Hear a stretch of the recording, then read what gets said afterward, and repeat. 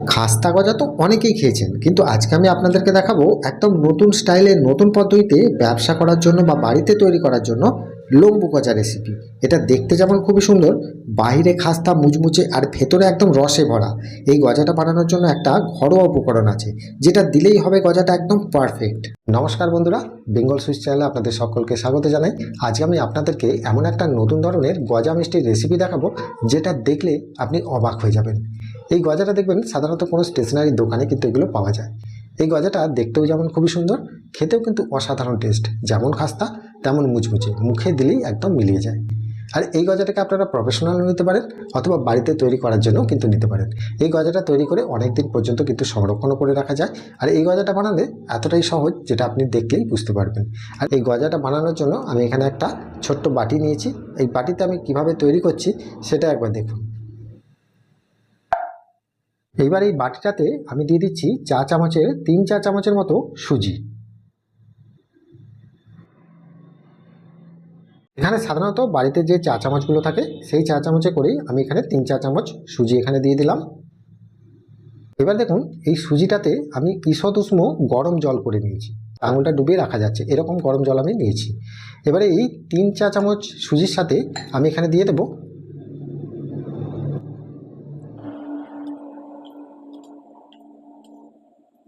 6-4 চামচের মতো এখানে ঈষৎ উষ্ণ গরম জলটা আমি দিয়ে দিলাম। দেওয়ার পর এই সুজিটাকে খুব ভালো করে আমি গুলিয়ে নেব। সুজিটাকে এই জলের মধ্যে দিয়ে এটাকে সাধারণত 10 থেকে 15 মিনিটের মতো এটাকে ভিজিয়ে রাখবেন। তাহলে দেখবেন সুজিটা খুব সুন্দরভাবে একদম ফুলে যাবে। আর এই যে সুজিটা আমি ভিজিয়ে রেখেছি, এটা আমি কি করব বা কি কাজে লাগাবো বা এই সুজিটা দেবার কারণটা কি, সম্পূর্ণই কিন্তু ভিডিওর মধ্যেই আমি আপনাদেরকে বলে দিচ্ছি। তো এখানে আমি এটাকে 10 থেকে 15 মিনিটের জন্য রেস্টে রেখে দিলাম।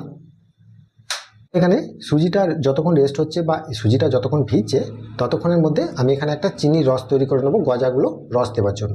তো এখানে আমি চিনির রস তৈরি করব। আপনারা চাইলে বাড়িতে যদি আপনাদের কোনো পুরনো রস থাকে, কোনো মিষ্টি তৈরি করেছেন, সেই রস দিয়েও কিন্তু আপনারা গজাটা বানাতে পারবেন। তাহলে দেখুন, এখানে আমি চিনি ব্যবহার করব এই গজাটা তৈরির জন্য 1 কাপ, মানে এখানে 250 গ্রামের মতো চিনিটা কিন্তু আছে। এবার এই চিনিটা আমি কড়াই দিয়ে দিচ্ছি।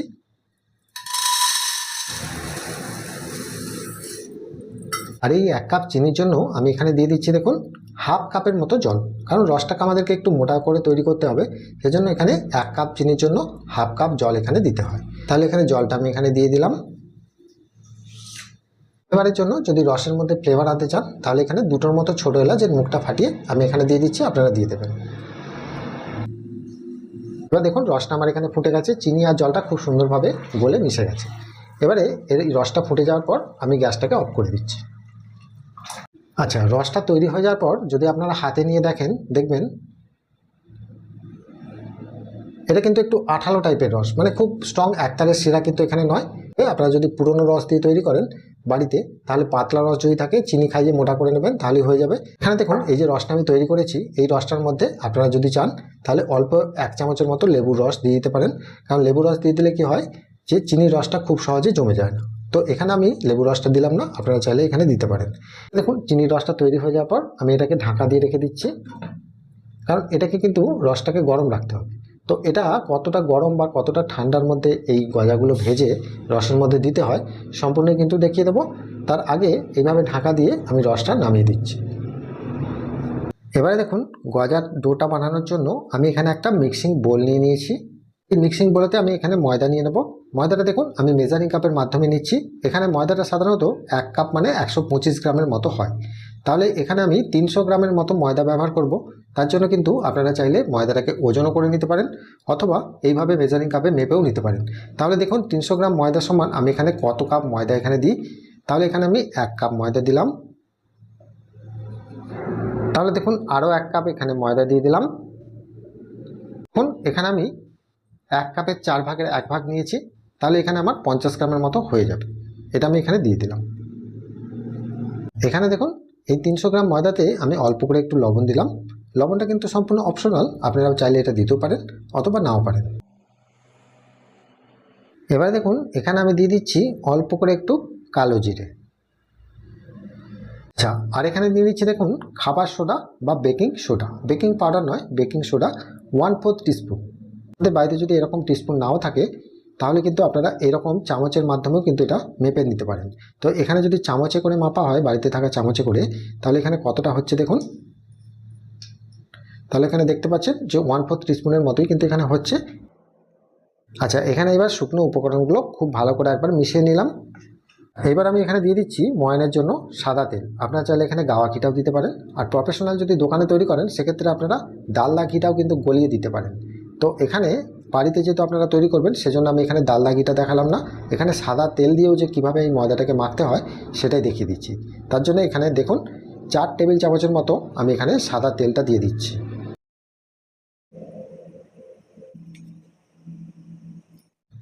এবারে দেখুন 4 টেবিল চামচের মতো আমি এখানে সাদা তেলটা দিয়ে দিলাম। সাদা তেলটা দিয়ে আমি এটাকে খুব ভালো করে ময়ান দিয়ে নেব। আচ্ছা, ময়দাটা এইভাবে কিন্তু 1 থেকে 1.5 মিনিটের মতো ভালো করে কিন্তু ময়ানটা দিয়ে নেবেন, তাহলে কি হবে, খাস্তা ভাবটা ভালো আসবে, কোয়ালিটিটাও ভালো হবে। আচ্ছা, এবারে দেখুন খুব সুন্দরভাবে আমি এখানে ময়ানটা দিয়ে নিয়েছি। আচ্ছা, ময়ানটা দিয়ে দেওয়ার পর আমি এটাকে একটু সাইডে রেখে দিচ্ছি। এবারে দেখুন আমি এখানে যে সুজিটা ভিজিয়ে রেখেছিলাম, এই যে সুজিটা কত সুন্দরভাবে কিন্তু ফুলে গেছে। এটা কিন্তু যত বেশিক্ষণ রাখতে পারবেন ততই কিন্তু সুজিটা খুব ভালোভাবে ফুলবে। এবারে দেখুন এই সুজিটা, ভেজানো সুজিটা আমি এর মধ্যে দিয়ে দিচ্ছি। এই ময়দাটার মধ্যে আমি এখানে দিয়ে দিলাম। আচ্ছা, এখানে যে আমি ভেজানো সুজিটা দিলাম ময়দাটার মধ্যে, তো এই ভেজানো সুজিটা আমি কেন দিয়েছি সেটা কিন্তু আমি ভিডিওর মধ্যে বলে দেবো, বা এর কাজটা কি, বা এটা কিসের জন্য দেওয়া হয়েছে আমি ভিডিওর মধ্যেই কিন্তু বলে দিচ্ছি। আচ্ছা, সুজিটা দিয়ে দেওয়ার পর আমি এটাকে আরেকবার ভালো করে মেখে নিচ্ছি। এটা মেখে নিলে আপনারা বুঝতে পারছেন যে সুজিতে যে অনেকটা জল ছিল সেটাও কিন্তু ময়দার সাথে মিশছে। এখানে এই ময়দাটাতে জল দিয়ে মাখতে হবে। এই জলটা আমি দেখুন 1 কাপ জল নিয়েছি। এটা আপনারা চাইলে এখানে হালকা গরম জলও করে নিতে পারেন, অথবা বাড়িতে থাকার রুম টেম্পারেচারে জলও নিতে পারেন। আমি এখানে নর্মাল জলই নিয়েছি। তো এখানে 1 কাপ জল থেকে কতটা জল এখানে লাগছে সেটাও দেখিয়ে দিচ্ছি, বা কতটা জল বেঁচে যাচ্ছে সেটাও দেখিয়ে দিচ্ছি। তো অল্প অল্প করে এইভাবে আমি জলটা দিয়ে মাখতে শুরু করব। দেখুন ময়দাটিতে আমি অল্প অল্প করে জল দেব, আর এটাকে খুব ভালো করে মেখে নেব। এটাকে কিন্তু সাধারণত খুব নরম করে মাখলে হবে না, এটাকে একটু শক্ত করেই মাখতে হবে, কারণ এখানে যেহেতু সাদা তেলের ময়ানটা দেওয়া আছে সেজন্য এটাকে একটু শক্ত করে মেখে রাখতে হবে, কারণ নাহলে কিন্তু এটা যখন আমি আবার রেস্টে রাখবো তখন কিন্তু অনেকটা নরম হয়ে যায়। এবারে দেখুন এখানে আমার মাখা হয়ে গেছে, আমি এখানে একটু শক্ত করেই মেখে নিয়েছি। এবারে দেখুন স্ট্রাকচারটা কীরকম দেখে আপনারা বুঝতে পারছেন। এইটা ময়দাটা মাখতে আমি যে 1 কাপ জল নিয়েছিলাম, এই 1 কাপ জল থেকে আমার এখানে হাফ কাপের কিছুটা কম জল লেগেছে, মানে দেখতেই পাচ্ছেন হাফ কাপ জল কিন্তু লাগেনি, একটু বেশি আছে। এইভাবে মেখে নেওয়ার পর এটাকে আমি রেস্টে রেখে দিচ্ছি ঢাকা দিয়ে। 10 মিনিটের জন্য আমি এটাকে রেস্টে রেখে দিচ্ছি। এবারে দেখুন ময়দাটিকে আমি 10 মিনিট রেস্টে রেখেছিলাম। এবার এখানে আমি নিয়ে নিচ্ছি। নিয়ে নেওয়ার পর এই ঢাকাটা আমি খুলে দেখিয়ে দিচ্ছি। দেখতেই পাচ্ছেন আগের থেকে অনেকটা কিন্তু সফট হয়ে গেছে। এবারে দেখুন এই জায়গাটার মধ্যে আমি এটাকে নিয়ে নিচ্ছি, নিয়ে এখানে আমি গজাগুলো তৈরি করব। এবার এই ময়দাটিকে খুব ভালো করে একটু মেখে নিতে হবে। এভাবে প্রেস করে নিচ্ছি। নেওয়ার পর এইভাবে রেখে দিয়ে আমি হাতে করে এভাবে একটু প্রেস করে দিচ্ছি। এরকম প্রেস করা হয়ে গেলে এবার আমি একটা বেলুনের সাহায্যে এটাকে খুব ভালো করে বেলে নেব। এখানে দেখুন যদি অসুবিধা হয় এইভাবে একটু ময়দা ছিটিয়ে দেবেন।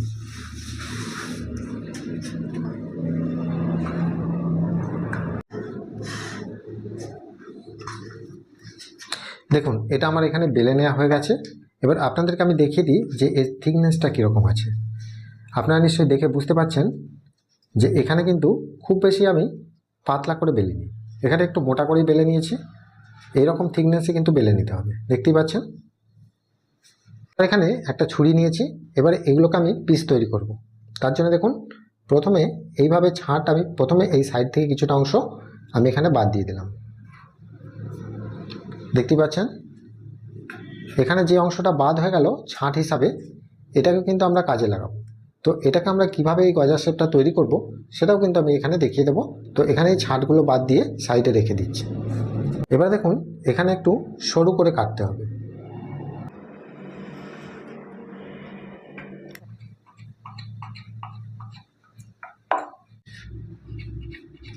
দেখতে পাচ্ছেন আমি কতটা মোটা বা সরু কাটছি, একটু সরু সরু করেই কিন্তু এটা কেটে নিচ্ছি। এই সাইড দিয়ে কাটলেও দেখতে পাচ্ছেন অনেকটা ছাঁট বেরিয়ে যাচ্ছে। এগুলো আমি রেখে দিচ্ছি, কিভাবে তৈরি করতে হয় দেখিয়ে দেবো। এই যে আমি সরু সরু করে এগুলো কেটেছি, এগুলোকে আমাদেরকে যেহেতু লম্বু গজা হচ্ছে সেজন্য একটু লম্বা করে কাটতে হবে। তার জন্য আমি কাটিংটা দেখুন।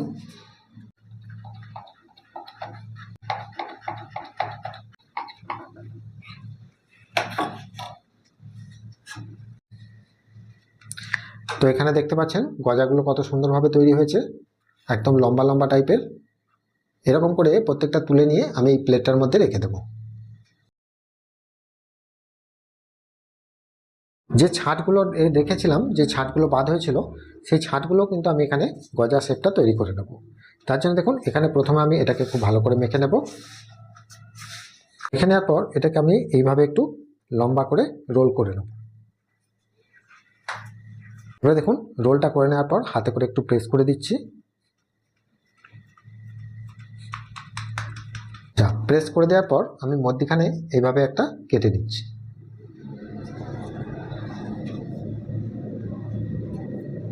দেখতেই পাচ্ছেন। এবারে এই সাইড থেকে আমি কেটে নিচ্ছি।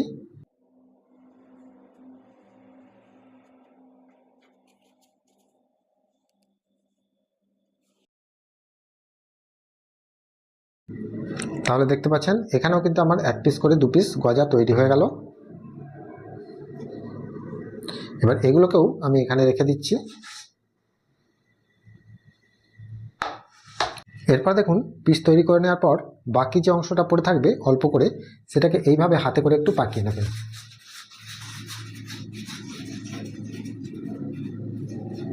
এইভাবে পাকিয়ে এরকমভাবে প্রেস করে এতে দিয়ে দেবেন, তাহলে কিন্তু এটা হয়ে যাবে। দেখুন এখানে আমার সবগুলো গজা কিন্তু তৈরি হয়ে গেছে। গজাগুলো তৈরি হয়ে যাওয়ার পর আমি এগুলোকে ভেজে নেব। তার জন্য আমি এখানে সাদা তেল বসিয়ে দিয়েছি। আর এগুলোকে আমি একবারই সব ভেজে নেব। আপনারা চাইলে এটাকে অল্প অল্প করেও ভেজে নিতে পারেন। তো এখানে যতবারই ভাজবেন তেলের টেম্পারেচারটা আমি দেখিয়ে দিচ্ছি। এরকম তেলের মধ্যেই কিন্তু এগুলোকে ছেড়ে প্রথমে ভাজতে হয়। ভেজে নেওয়ার জন্য আমি এখান থেকে একটা গজা ছেড়ে দিয়ে দেখব। আমি এখান থেকে একটা কি দুটো ছেড়ে দেওয়ার পর আপনি নিশ্চয়ই দেখতে পাচ্ছেন যে এখান থেকে খুব বেশি পরিমাণ কিন্তু অ্যাক্টিভিটি আসছে না। তেলটা কিন্তু এখানে মিডিয়াম টেম্পারেচারে তেল আছে, আর গ্যাসের টেম্পারেচারটা এরকমই কিন্তু কমিয়ে রাখতে হবে। তো এইরকম তেলে ছেড়ে দেওয়ার পর যখন দেখবেন এরকম পিলপিল করে হালকা উঠছে বা খুব বেশি অ্যাক্টিভিটি আসছে না, তখনই কিন্তু এই গজাগুলোকে আমি এখানে সব ছেড়ে দেবো। কারণ দেখুন এটা যদি খুব বেশি পরিমাণ হিটের মধ্যে দিয়ে দেওয়া হয়, তাহলে খাস্তা গজা হোক বা এই লম্বু গজা হোক, যে কোনো গজা ভাজার ক্ষেত্রে কিন্তু অনেক অসুবিধা হবে। ওপরটা দেখবেন খুব তাড়াতাড়ি লাল হয়ে যাওয়ার কারণে খাস্তা ভাবটা একদম কমে যাবে, আর ভেতরটাও কাঁচা রয়ে যাবে। সেজন্য এই যে কোনো গজা ভাজার জন্যই কিন্তু এই তেলের টেম্পারেচারটা এখানে নিয়ে নিতে হয়। তো এখানে আমি এইভাবে সবগুলোই ছেড়ে দেব। এটা দেখবেন যতক্ষণ না উপর পর্যন্ত ভেসে ওঠে ততক্ষণ পর্যন্ত গ্যাসের ফ্লেম একদম বাড়াবেন না। আচ্ছা, এবার এখানে দেখুন একটা দুটো করে গজাগুলো যখন উপর দিকে ভাসতে শুরু করছে, তখন কিন্তু এরকম ছান্তায় করে একটা প্রেস করে দিতে হবে। আর এইগুলো ছান্তায় করে প্রেস করে তুলে নেওয়ার একটাই কারণ, এগুলো তাড়াতাড়ি তুলে নিলে কি হবে, অনেক সময় দেখবেন যে গজার যে একটা সাইডে, এরকম দেখবেন একটা সাইডে এক অংশে এই যে দেখতে পাচ্ছেন গজার নিচের দিকটা যেটা ছিল সেই অংশটা দেখতে পাচ্ছেন কোনো রকম কোনো পোড়া দাগ নেই বা লাল দাগ নেই। তো এইভাবে যদি ভাসিয়ে তুলে নেওয়া হয় তাহলে এগুলো সহজে একদিকটায় পোড়া দাগ বা লাল দাগটা হবে না। সেজন্য কিন্তু এগুলোকে এইভাবেই কিন্তু প্রেস করে করে তুলে নিতে হয়। যে এগুলো ভেসে ওঠার পর আপনাদেরকে একটা চেক করে দেখতে হবে। এখানে দেখুন একটা চেক করে দেখছি, হাত দিচ্ছি গজার গাটা, মনে হচ্ছে আর একটু গাটা টেনে গেলে খুব ভালো হয়, নাহলে কিন্তু এগুলো গলে যাওয়ার সম্ভাবনা বা ভেঙে যাওয়ার সম্ভাবনা থাকে। সেজন্য আমি গ্যাসের ফ্লেমটাকে 30 সেকেন্ডের জন্য একটু হাই করে দেব, দিয়ে গাটাকে একটু টানিয়ে নেব।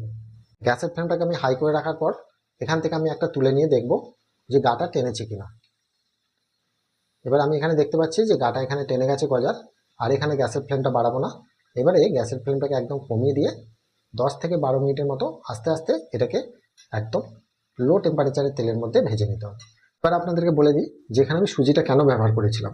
সুজিটা দিলে কি হয়, গজার ভেতরটা দেখবেন অনেকটা দানাদার টাইপের, একটু বেশ নরম টাইপের থাকে, আর উপরের লেয়ারটা কিন্তু একদম খাস্তা শক্ত থাকবে, খাস্তা থাকবে। আচ্ছা দেখুন এখানে খুব সুন্দর লাল লাল করে ভাজা হয়ে গেছে, আর এরকম লাল লাল হয়ে গেলেই আমি এই গজাগুলোকে তুলে নেব।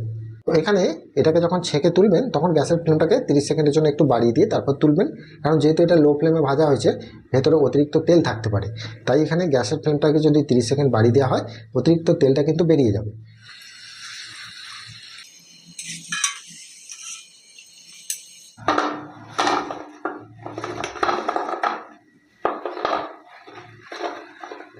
এই গজাগুলো ভেজে নেওয়ার পর এগুলোকে আমি সম্পূর্ণ ঠান্ডা করে নেব, তারপর আমি রসে দেব। এবারে দেখুন গজাগুলো রস দেওয়ার জন্য আমি রসটা নিয়েছি। রসটা কিন্তু এখানে মিডিয়াম গরম আছে, খুব বেশি গরমও নয় আবার খুব বেশি ঠান্ডাও নয়। এবার দেখুন গজাগুলোকে একদম সম্পূর্ণ ঠান্ডা করে নেবেন, খুব গরম অবস্থায় রস দেবেন না, তাহলে কিন্তু খাস্তা ভাবটা কমে যাবে। আর খুব গরম রসের মধ্যেও ডোবাবেন না, তাহলে কিন্তু ভেতর পর্যন্ত রসটা একদম বেশি পরিমাণ ধরে নিয়ে নরম হয়ে যাবে। আর খুব ঠান্ডা রসে দিলে রসটা কিন্তু ঢুকতে দেরি হবে। আর এইভাবে রসের মধ্যে আমি দিয়ে দিয়েছি। দেখুন 2 থেকে 5 মিনিট আপনারা রেখে দিয়ে উল্টে পাল্টে যেরকম রস থাকবে দিয়ে হাতে করে টিপে দেখবেন, এরকম যখন রসটা বেরিয়ে আসবে তখনই কিন্তু রস থেকে তুলে নেবেন, আর রসে রাখার কোনো প্রয়োজন নেই। এবারে এই একই পদ্ধতিতে আমি বাকি গজাগুলোকেও আমি রসে দিয়ে দিচ্ছি। এবার দেখুন সম্পূর্ণ ঠান্ডা হয়ে যাওয়ার পর আমি এটাকে ছেঁকে নিয়েছি। ছেঁকে নিলে দেখবেন গাটা অনেকটা শুকনো হয়ে গেছে, রসটাও ঝরে যাবে। আর ভেতরে দেখুন রসটা কত সুন্দর দেখা যাচ্ছে, একটা ভাঙছি ভেতরটা শুধু দেখে নিই রসে টইটম্বুর। তার মানে কি এই যে ভেতরে সুজিটা দেওয়া আছে এর কারণে কিন্তু ভেতরের রসটা কিন্তু খুব বেশি পরিমাণ ধরে আছে। এটা কিন্তু খেতে অসাধারণ, খাস্তা মুচমুচে মুখে দিলেই একদম মিলিয়ে যাবে। এটা যদি আপনারা ব্যবসা শুরু করতে চান আপনারা প্যাকেট করে ব্যবসা শুরু করতে পারেন। কত টাকায় আপনারা খরচা করে তৈরি করেছেন বা কত টাকায় বিক্রি করবেন সেটা আপনারা বাড়িতে একবার অল্প করে তৈরি করলেই বুঝতে পেরে যাবেন। তো বন্ধুরা একবার হলেও এই রেসিপিটা বাড়িতে আপনারা ট্রাই করে দেখতে পারেন। তো বন্ধুরা আজকের এই রেসিপিটা আপনাদের যদি ভালো লাগে থাকে তাহলে প্রত্যেকবারের মতো আমাকে কমেন্টে জানাতে অবশ্যই ভুলবেন না। আর ভিডিওটা দেখার পর অবশ্যই একটা লাইক করবেন আর বন্ধুদের মাঝে শেয়ার করবেন। আর যদি ইউটিউব থেকে দেখেন তাহলে একটা সাবস্ক্রাইব করে রাখবেন, আর যদি ফেসবুক থেকে দেখেন তাহলে একটা ফলো করে রাখবেন। ভালো থাকবেন, সুস্থ থাকবেন, নমস্কার।